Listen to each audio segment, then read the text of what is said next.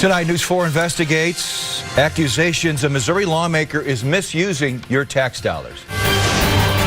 Live from the KMOV Broadcast Center in downtown St. Louis.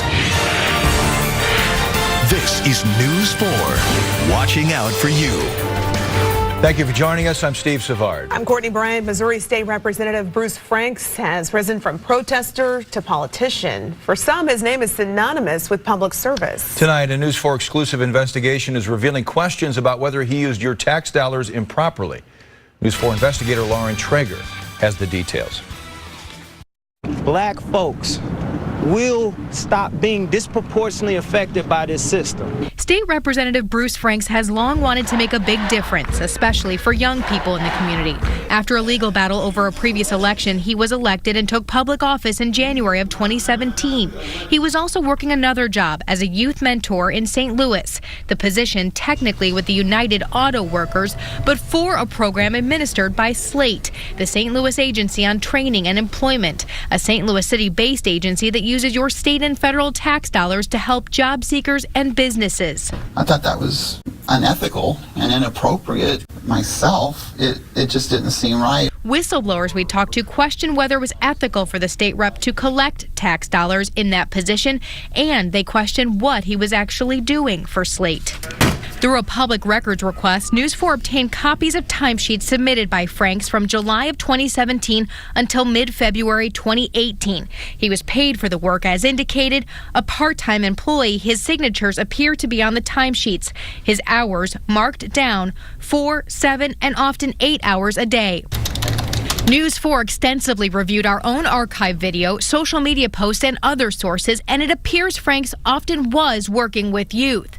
But when comparing his timesheets, we also found certain things that appear to raise some questions. Here's some examples. In September 2017, Frank said he was at work mentoring youth from 10 to 4, but our cameras captured him at a Board of Aldermen meeting during that time instead.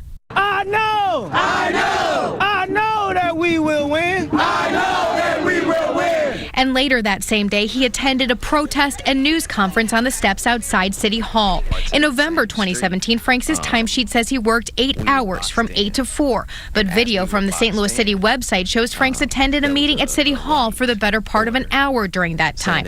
Then there's more. On November 24th, Frank said he worked from 8 until 4, but we know he was actually at the Galleria Mall. During a protest there, Franks was arrested, according to police. One day in December 2017, Franks' timesheet said he worked from 8 in the morning until noon, but a post he made on Facebook said he was in Washington, D.C. that day at a conference for LGBTQ issues. A review of the agenda from the conference had him slated to speak on a panel at 10:45, the same time frame he said he was working. And over 2 days in January 2018, Franks indicated he worked 11 hours, but multiple Facebook posts show he was in the Chicago area. That seems immoral. Fearing retaliation, these current and former SLATE employees asked to be anonymous. That's wrong. To say I'm at work and I'm not. In all, News 4 found nearly 30 instances during 7 months where it was questionable if Franks was actually working. Turnover. All evidence.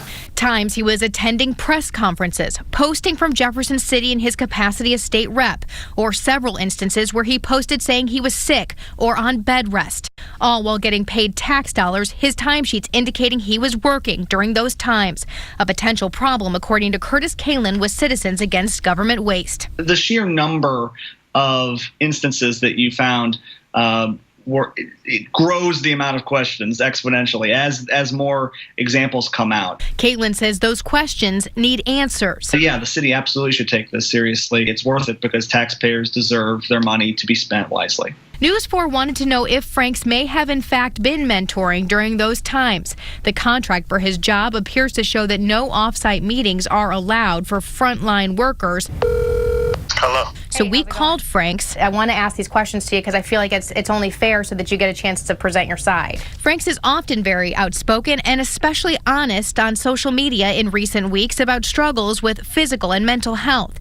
He declined to talk to us in an on-camera interview. Shortly after our request to do an interview, Franks took to social media again, posting pictures of himself with young people and saying, quote, when politicians, minions, and politics are trying to force you to resign by painting pictures of you that the community knows is bull. You're bringing that to my attention, but this is my first time hearing about it. We also took the timesheet concerns directly to Slate Executive Director Dr. Alice Prince. She says Franks was a 24-hour mentor and not subject to requirements he be present at the Slate office. Our mentors are able to do FaceTime. They're able to mentor over social media. We're able to do unconventional ways of mentoring. She says she was not aware of a potential conflict of interest for Franks to be both a state lawmaker and work a job paid with public funds until a year into his term. His official employment with Slate ended in February of 2018. At the end of the day, he cares so much about the young people.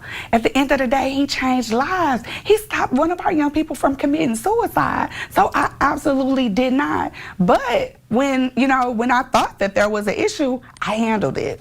So when asked about the various examples of timesheet questions, some people though might argue that that's an alarming pattern, 30 instances in 7 months. And I understand that, but right now I can't speak to it only because this is my first time hearing about it. Prince says she will conduct a review. I think that in any situation or any time, if somebody is not doing what they are supposed to be doing, it's not appropriate, whether it's Bruce or whether it's anybody. She's letting it happen. But employees we talked to say Dr. Prince already should have known. You signed off on those. Do you think you should take the responsibility for that oversight? I think as a leader, I definitely take responsibility for all the oversight in this organization. I do. And that's why I'm not perfect, but I do try to be a better version of myself each and every day. Now, we have tried on several occasions to get Franks' comment for this story. We had an interview scheduled last week, but Franks canceled it, saying he would be releasing a press release as soon as our story airs. When we have his comments, we will bring them to you as soon as we can. The lawmaker, who also recently announced he is running for state senate, has also filed for bankruptcy in recent months. He made $16 an hour in his job as youth mentor, netting thousands of dollars, but our review of his bankruptcy documents appears to show he did not include thousands of dollars in pay he received from Slate when listing his income from 2017. We did reach out to Franks' bankruptcy attorney on that numerous times, in fact, but we have not yet heard back. That attorney has not returned our calls for comment. All right, so current and former employees of Slate have raised with you the issue of nepotism at Slate. What have you learned? Yeah, that's absolutely right. Some of those current and former employees tell me that 2 of Franks' brothers were or still are on Slate payroll. Dr. Prince dismissed any concern about that, saying they were the most qualified people for those jobs. And there's much more you're looking into at Slate, Lauren. Yeah, that's absolutely right. A lot more to delve into here. I have personally spoken with more than 24 current and former employees of Slate. They say the timesheets issue is just one example of what they're calling rampant mismanagement at that organization. They've got lots of other questions about how it's being run and how your money is being spent at that agency. That part of the investigation, of course, is coming up tonight on News 4 at 10. All right, Lauren, we'll see you then. Thank you.